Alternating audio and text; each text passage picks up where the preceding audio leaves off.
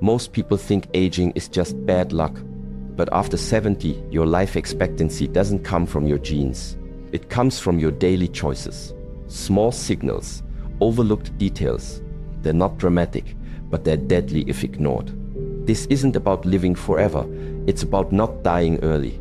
And if you want to know how much time you likely have left, these 7 signs are not guesses, they're science. Stay until the end because the final one is brutally honest and no one wants to admit it. Walking speed, the silent clock. Most Americans don't realize that the way they walk says more about their future than any blood test. You can tell your doctor you feel fine. You can circle no on every symptom box in the waiting room, but your walking speed is already speaking for you. And the truth is, it doesn't lie. If you've started walking slower, taking shorter steps, looking down more than forward, your body is signaling something far more important than tired legs. It's giving you a countdown. A study published in the Journal of the American Medical Association found that older adults who walk slower than 0.8 meters per second, just under 3 kilometers per hour, were significantly more likely to die within 5 years. The body gives subtle warnings, and this is one of the most powerful. Walking slow isn't just a result of aging. It's often the beginning of decline. It means your nervous system is slowing.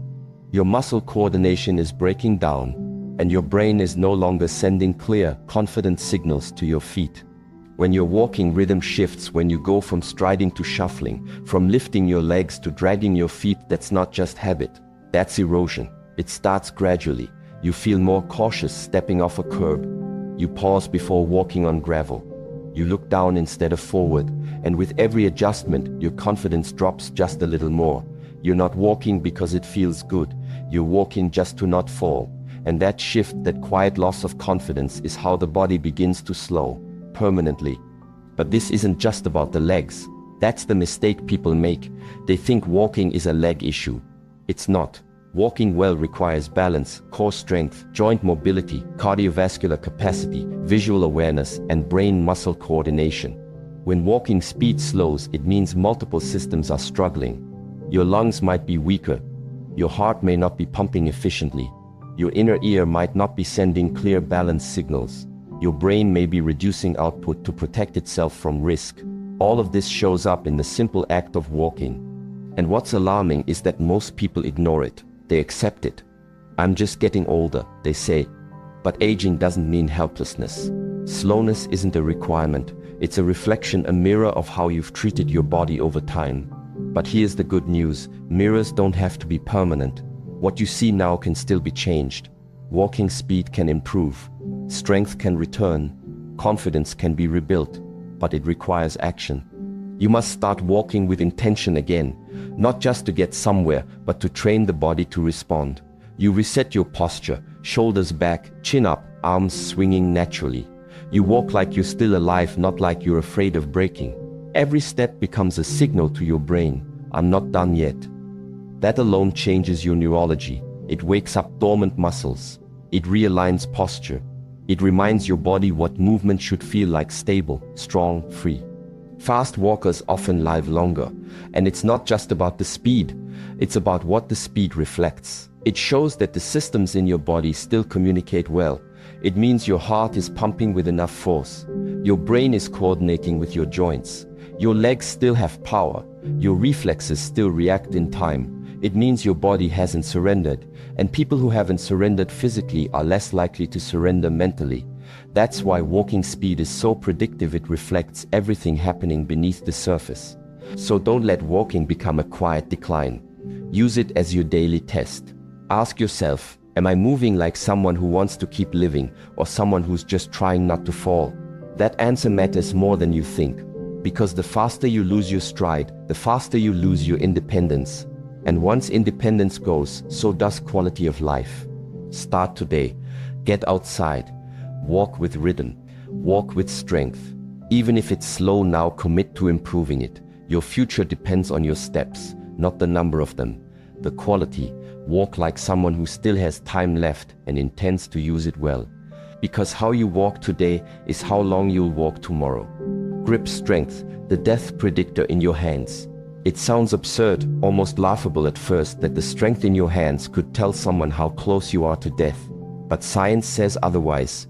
Your grip strength isn't just a party trick or some gym stat. It's one of the most reliable predictors of how long you'll live.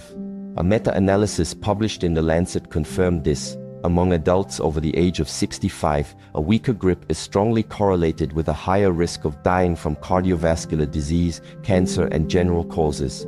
That's not superstition. That's data. Cold, objective, peer-reviewed science. But let's get something clear. This isn't about hand muscles. It's not just about how hard you can squeeze something. Grip strength is a mirror.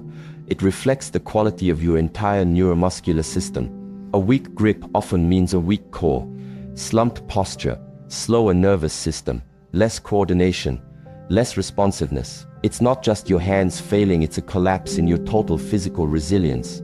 Your balance, your ability to brace under stress, your capacity to recover, all of it is interconnected. So when your grip fails, it's often the first sign that everything else is starting to fail too. Think about it. Most older adults don't die from just old age. They die from complications, falls, infections, strokes, all events where the body and brain weren't fast or strong enough to respond. And guess what? Every one of those failures starts upstream. Loss of coordination, poor proprioception, weak reaction time, weak stabilizers, poor muscle tone.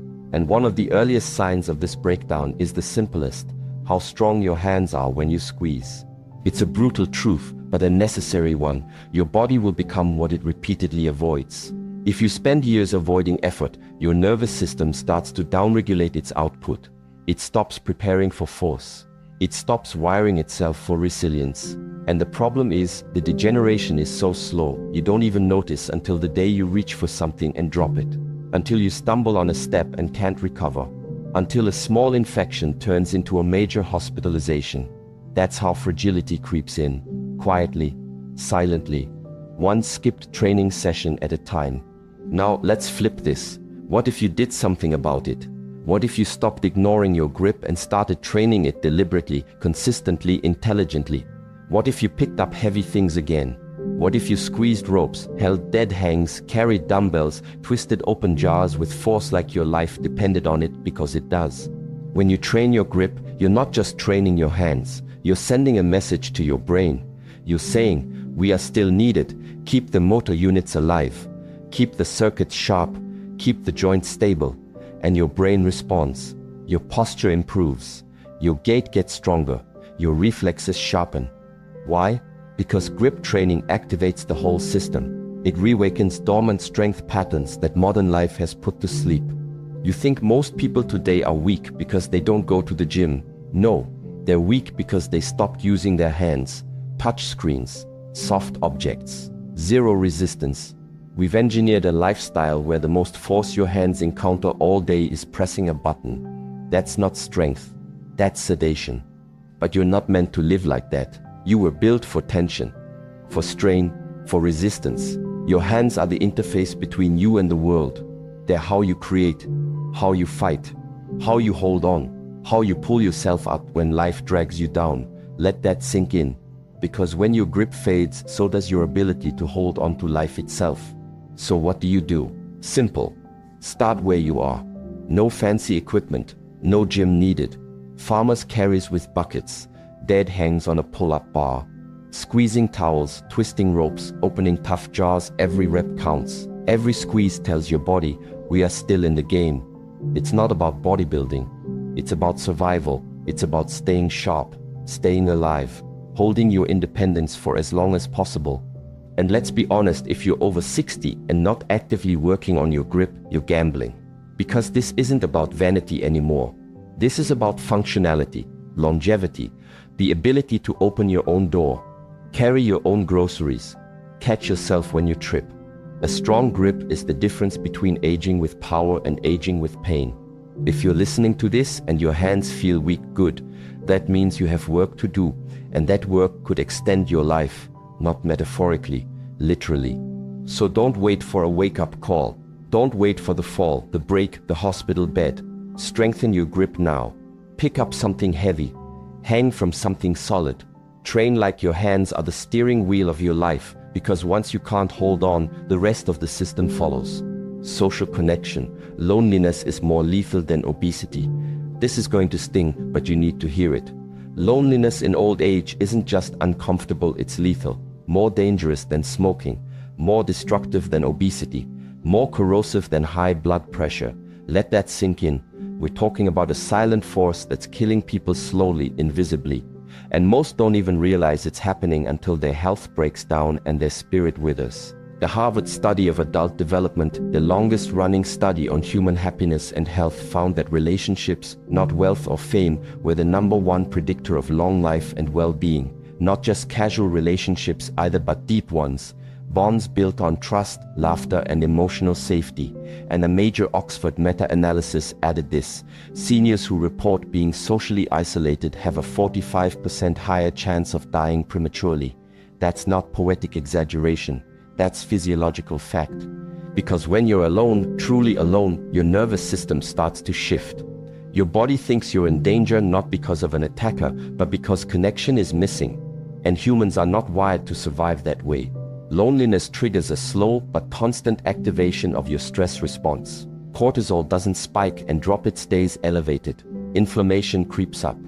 Your immune function declines. Your sleep gets shallow. Your blood vessels get stiffer. Your heart works harder. Your body starts decaying not from a virus, not from poor diet, but from the absence of connection. It's like your body is slowly shutting down because it doesn't see a reason to stay vibrant anymore. And that's the part no one wants to talk about. Some people think they're fine because they're independent. But there's a difference between solitude and isolation. Solitude is chosen. Isolation creeps in when no one calls and you've stopped reaching out. When you convince yourself you're fine alone for so long that you forget what laughter feels like. You forget what it's like to hear someone say your name with affection. You forget that your life is part of a larger story and not just a private echo chamber of memories and silence. And by the time you realize what's missing, your body has already begun to withdraw. Your brain stops making as many new neurons. Your risk of stroke climbs. Your cognition slows down. This isn't just emotional pain, this is physical deterioration. Isolation rewires the brain toward hypervigilance, cynicism, and numbness, and the body follows. So ask yourself the hard questions: who actually knows you? Not just your name, not just your resume, but your story, your fears, your wins. Who do you laugh with until your ribs hurt?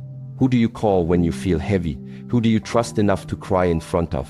If the answer is no one, then you're not just lonely, you're in danger. You're walking around with a risk factor more deadly than obesity, but because it's invisible, no one sees it, and most people won't talk about it.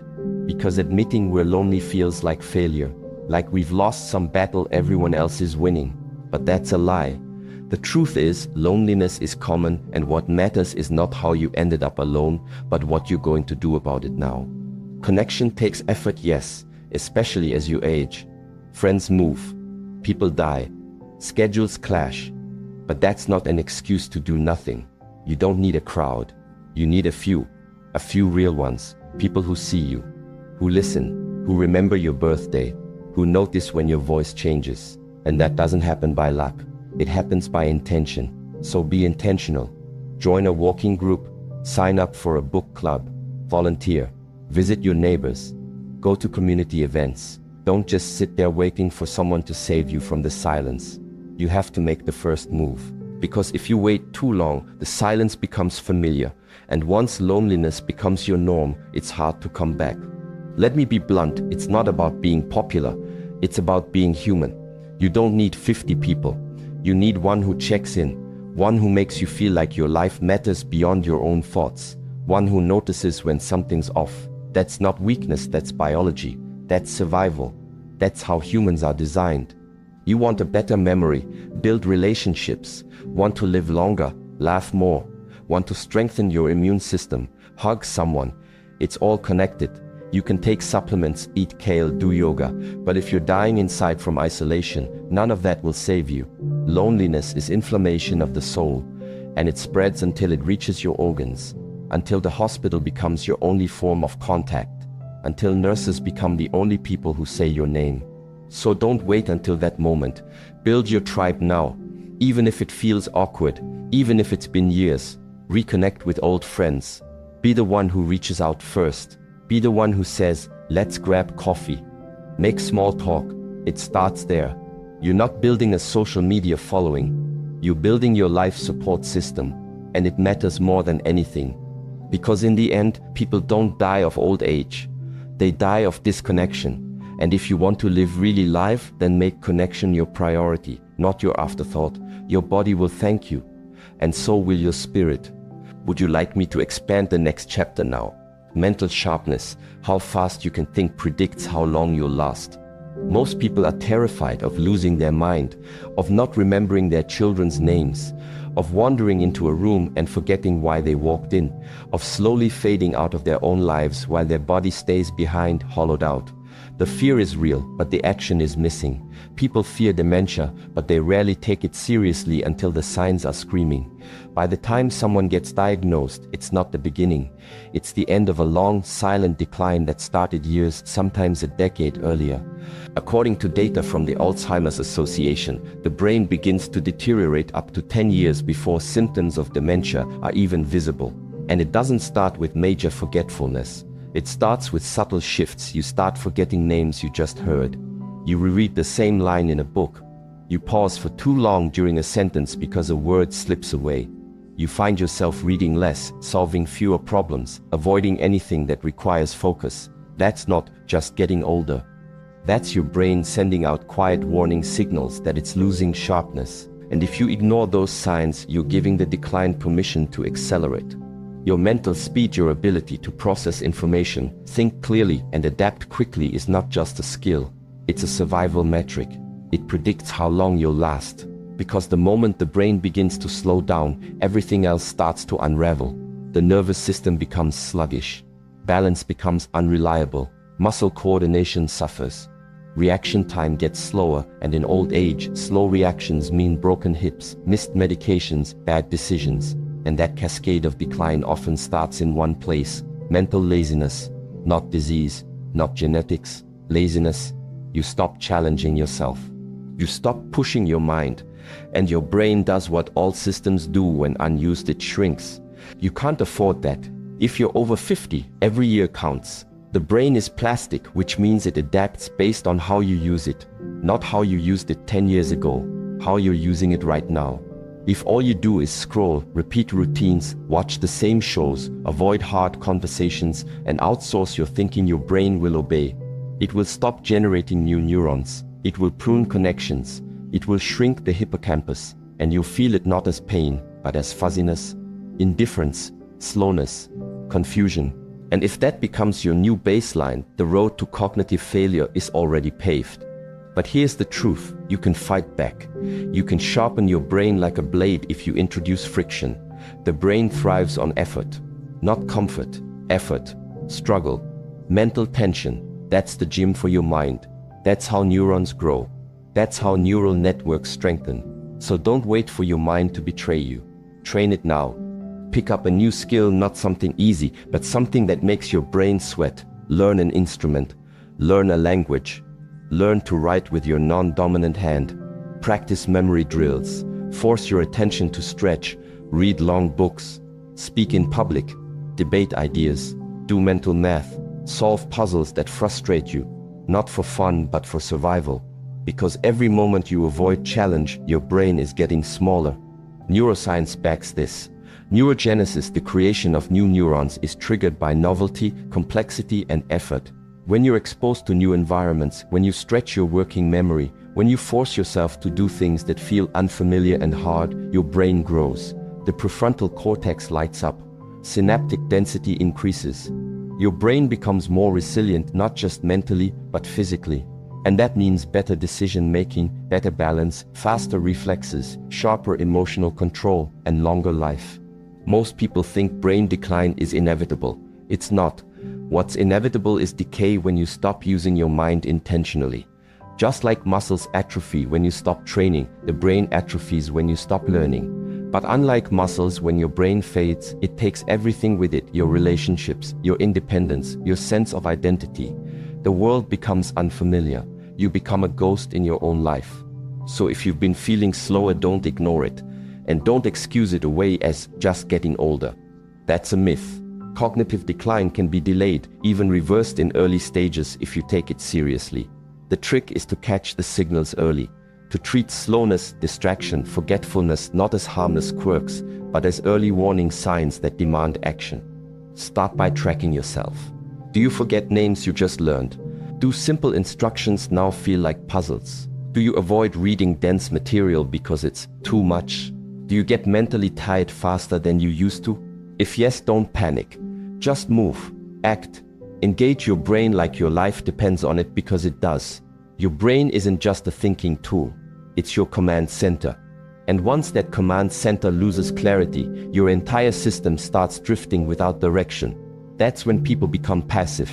That's when their world shrinks. That's when life becomes something that just happens to them. You were not born to fade like that. You were born to evolve, to stay sharp, to respond, to lead.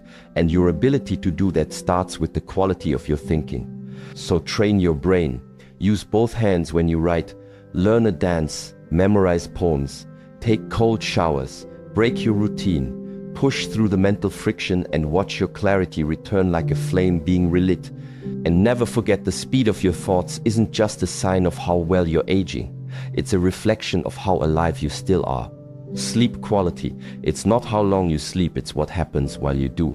Most people think sleep is simple, that if they clock 7 or 8 hours in bed, they've done their part. That time alone is enough.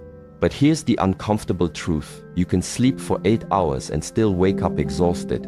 And if that keeps happening, you're not sleeping, you're surviving. Because sleep is not about how long you lie down. It's about what your body does while you're there. True sleep is a sequence, a series of complex biological stages your body cycles through to heal, rebuild, and optimize. It's not passive. It's not rest in the traditional sense. Your brain doesn't shut off. Your organs don't relax. Everything shifts into high gear behind the scenes. In deep sleep, growth hormone spikes. Tissue repair begins. The immune system reboots. In REM sleep, the brain starts moving data, transferring short-term experiences into long-term memory. Your emotional circuits regulate. Your nervous system stabilizes. This is when your body actually heals. And if you're not cycling through these phases consistently, your health isn't just stalling, it's collapsing. And yet millions walk around every day believing they're just getting older, when in reality, they're just sleep-deprived in a chronic, low-grade way. That groggy morning brain fog, not age. That irritability, not personality. That tightness in the chest, poor memory, and blood pressure spike. Often not genetics, but the echo of disrupted sleep. A study published in the European Heart Journal found that just 1 week of fragmented sleep increased the risk of heart attack by 24%. Let that settle. That's not over a decade, that's in days. And the damage doesn't stop there. Inadequate or poor quality sleep weakens immune response, lowers testosterone, raises cortisol, and accelerates cellular aging. Telomeres, the protective caps on your DNA, shorten faster when sleep quality declines. That's the biological clock ticking faster, not just feeling older, becoming older at the molecular level. So the real question becomes, what's happening during your sleep? Are you entering slow-wave deep sleep, where the brain clears toxins like beta amyloid, the same compound that builds up in Alzheimer's? Are you entering REM long enough for your memory to stabilize? Or are you drifting in and out of light sleep, heart rate elevated, brain activity restless, never fully resetting? Here's what most people miss. Sleep quality can't be faked. No supplement, no coffee, no mindset hack can replace real, restorative sleep. And your body knows the difference. You can't trick it. You either wake up with clarity or with chaos. You're either building your future brain every night or you're slowly eroding it. And it's not always obvious. Many people assume they sleep fine because they don't remember waking up.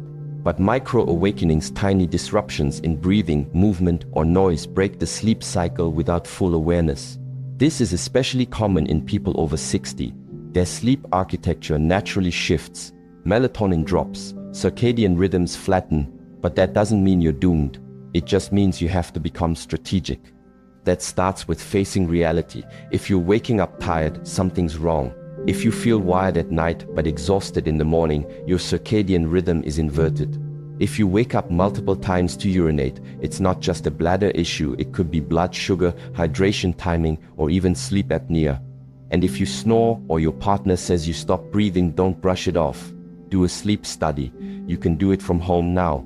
No hospital gowns, no giant machines, just real answers. And then there's the behavioral side. You can't expect elite sleep in a toxic environment. Alcohol is one of the biggest sleep disruptors in people over 50. Even one glass can reduce REM sleep by up to 30%. That's not rest, that's sedation. There's a difference. The same goes for screens. Blue light delays melatonin release. Scrolling through news or watching stress-inducing content keeps the nervous system wired when it should be winding down. Your brain doesn't know the difference between a real-life threat and a tense Netflix plot. It reacts the same way with cortisol. So if your last hour of the day is chaos, your sleep will be too. So what do? You build a system, a ritual, a protective routine that trains your body to wind down on command. Turn off screens 2 hours before bed. Use warm, dim lights after sunset. Take magnesium glycinate not for sedation, but to ease the nervous system. Try slow stretches, focused breathing, nose breathing only, a short meditation not for spirituality, but to downshift your brain's pace. Create a cave-like bedroom, cool, dark, silent, and keep it sacred. No work, no scrolling, no stimulation. Sleep isn't a luxury, it's a reboot. It's the most powerful form of medicine your body can generate, but only if you let it. And when you don't, your body doesn't just get tired, it gets confused. The hormonal signals misfire, the brain doesn't finish its cleanup, the immune system doesn't restock, the heart keeps racing. And the next day, you're not yourself, not mentally, not emotionally, not physically. So if you care about your future and not just living longer, but living well, you have to protect your sleep like your life depends on it. Because it does. People don't die from bad sleep overnight. They decay slowly from years of ignoring its power. They become less focused, less motivated, less resilient, until eventually the diseases catch up. Heart disease, diabetes, Alzheimer's. Not random, not fate, just the price of letting your system break down without ever giving it a chance to recover. So tonight, make a choice, not just to get in bed, but to truly rest. Let your system reboot, let your brain heal, let your body rebuild. Because if you skip that, nothing else you do, no supplement, no workout, no healthy meal will matter in the long run. Recovery time, how fast you bounce back, tells you everything. When you were 25, you could twist your ankle and run a mile 2 days later. At 75, one small injury can spiral into months of rehab or worse, immobility. Here's the truth. The longer it takes you to recover from a physical setback, the closer you are to your exit. This isn't meant to scare you, it's meant to wake you up. You need to be tracking how fast you heal. Do small wounds linger? Do colds hit harder? Is one bad night of sleep taking 3 days to recover from? These are life expectancy indicators. If your system can't regulate, repair, and rebuild, it's preparing to shut down. The fix: strengthen your foundation. Don't just stretch, stabilize. Don't just walk, train your balance. Don't just eat healthy, eat to repair. Bone broth, collagen, micronutrients. Your body needs support to keep showing up. Help it or bury it early. 7. Emotional discipline. Bitterness ages you faster than sugar. This is the harshest one, but it might be the most important. People who hold on to bitterness, regret, resentment, they age like rotten fruit. Their face hardens. Their body tenses, their organs get inflamed, their cortisol stays high, and over time, that emotional rigidity calcifies their body. There are people walking around in their 70s who've been angry since 50, and now they wonder why their joints ache, why their gut is off, why their heart races. It's not just food, it's not just age, it's their inner state poisoning their outer world. Let go. Not because others deserve it, but because your nervous system can't carry it anymore. Peace is not optional at this stage, it's life support. You want to live longer, forgive faster, laugh more, soften your face, drop the war, choose lightness. Because no supplement can save a soul that's constantly in stress mode. And no hospital can fix a man who refuses to release what's eating him from the inside. Final message. You don't need a doctor to tell you how long you'll live. Your body is telling you every day, through your pace, your posture, your breath, your ability to love and recover. Most people die in pieces, a little slower, a little stiffer, a little sadder. But if you're still breathing now, you haven't lost. Start walking faster, start gripping stronger, start laughing louder. You're not here to fade quietly, you're here to finish powerfully.